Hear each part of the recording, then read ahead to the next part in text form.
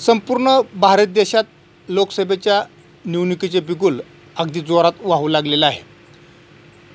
माढा लोकसभा मतदारसंघात आज घडीला पंतप्रधान नरेंद्र मोदी यांच्यासहित शिवसेनेचे प्रमुख उद्धव ठाकरे यांच्या सभा मोठ्या प्रमाणात गाजल्या आहेत.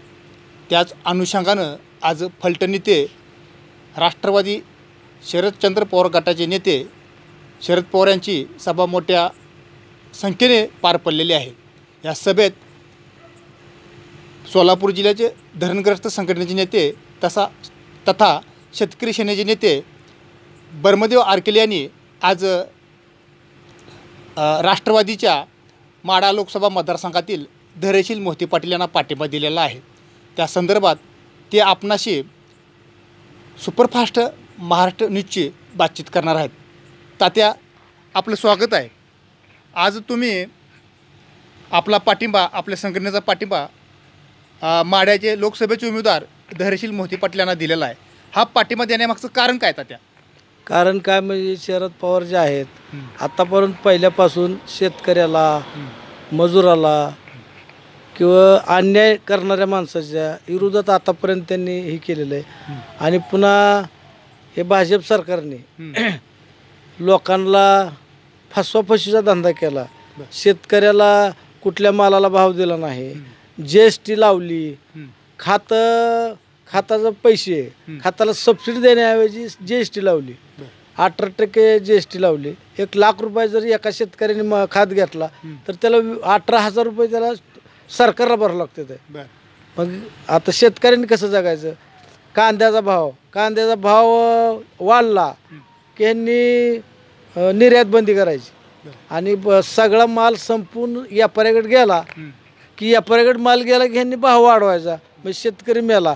समजा तांबड्याचा भाव वाढला की लगेच ह्यांनी निर्यात बंदी करायची आणि आयात माल करायचा. जाणून बुजून निर्यात बंदी करून शेतकऱ्यांच्या मालाचा हमीभाव उतरायचा किंवा शेतकऱ्यांचं वाटोळ करायचं धोरण भाजप सरकारने केलं असं तुम्हाला म्हणायचं आहे का? बरोबर.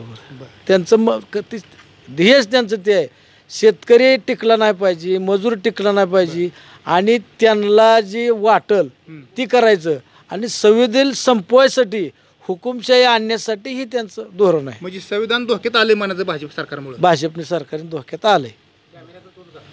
बरं, मग तात्या, तुम्ही ही पाठिंबा देण्यामागचा उद्देश हाच आहे की भाजप सरकारनं शेतकऱ्यांचं धोरण चुकवलेलं आहे, संविधान धोक्यात आलेलं आहे, त्यामुळं तुम्ही आज धैर्यशील मोहिते पाटलांना त्या अनुषंगानं पाठिंबा दिलेला आहे? त्यासाठीच पाठिंबा दिला आम्ही. बरं, पुढचं मिशन काय असणार आहे आपल्या संघटनेचं? आपल्या संघटनेचं काय असेल, आता समजा हे आपण जे ह्या कारणाने केलं, आतापर्यंत बी आपण जनसेवाच करत आलो, अजून बी सेवाच करतो लोकांची. ज्या वेळेस असं टाईम येईल त्यावेळेस संकटाचा टाईम येईल त्यावेळेस आपल्यासारख्या माणसाने संविधान कसं चालतंय, शेतकऱ्यावर कसा अन्याय होतोय आणि जे आपण चळवळीचे लोक आहे आम्ही, तर आम्हाला जी पटत नाही, जे चुकीचं वागतात, त्याच्यासाठी आपण सगळ्या लोकांना असंच सहकार्य केलं पाहिजे, शेतकऱ्याला, मजुराला. ह्याच्यापेक्षा दुसरं आपण काय करणार? सुद्धा ह्यांनी सोडलं नाही. त्या समजा सरकार काँग्रेस, राष्ट्रवादी, शिवसेने जर सरकार आलं तर सगळ्या धरणग्रस्ताला न्याय मिळेल. आमचं कसं तरी सुतायला लागलं होतं, तर ह्या 10 वर्षात धरणग्रस्ताला पाणी नाही, जमीन लोक वहीवटून देत नाहीत आणि जमीन वाटप नाही, एजंटशिवाय काही धंदा करत नाही ते अधिकारी. आणि अधिकारी जे आहेत ती अधिकारी फक्त एजंटच्या जीवावर आहेत. आता भीमा नदी कोरडी आहे. भीमा नदीच्या पाण्याचं नियोजन ह्या भाजप सरकारनं चुकवले, त्यामुळे शेती व्यवसायावर काय परिणाम झाला त्या? शेती व्यवसाय म्हणजे पडापडाचीच पाळी गेली. आता 2 तास लाईट येते, त्याच्यातनं 1 तासभर तर अशी जाते, 10 मिनिटाला लाईट जाते, शेती चालत नाही, पाण्यात त्यांना नियोजन करता आलं नाही. एवढं मोठं 64% पाणी भरलं होतं तर यांनी 2च महिन्यात संपवलं पाणी. आणि जर पाण्याचे नियोजन केलं असतं, अजून नदीला 2 पाळ्या मिळल्या असत्या, कॅनलला 1 पाळी मिळली असती आणि सगळ्या शेतकऱ्याचं जळून गेलं नसतं. निदान धान उत्पन्न जरी कमी निघली असती तरी पण पूर्ण नुकसान झालं नसतं. आणि त्याच्यामुळं धरणग्रस्तावर एवढा अन्याय चालला अधिकाऱ्यांचा. एजंटशिवाय दुसरं ऑफिसमध्ये कोणच नसतंय.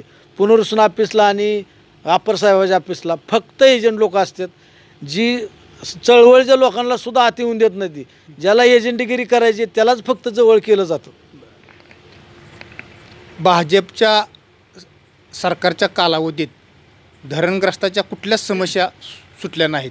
उलट या धरणग्रस्तांच्या समस्या सोडवणाऱ्या ऑफिसमध्ये एजंट लोकांचा आणि इतरांचा इतका सुळसुळाट वाढला आहे की हा सुळसुळाट बंद होण्यासाठीच आम्ही आता महाविकास आघाडीच्या उमेदवाराला मतदान करण्याचं आव्हान यावेळी ब्रह्मोदय आरकिले यांनी सुपरफास्ट महाराष्ट्र न्यूजशी बोलताना व्यक्त केलेलं आहे.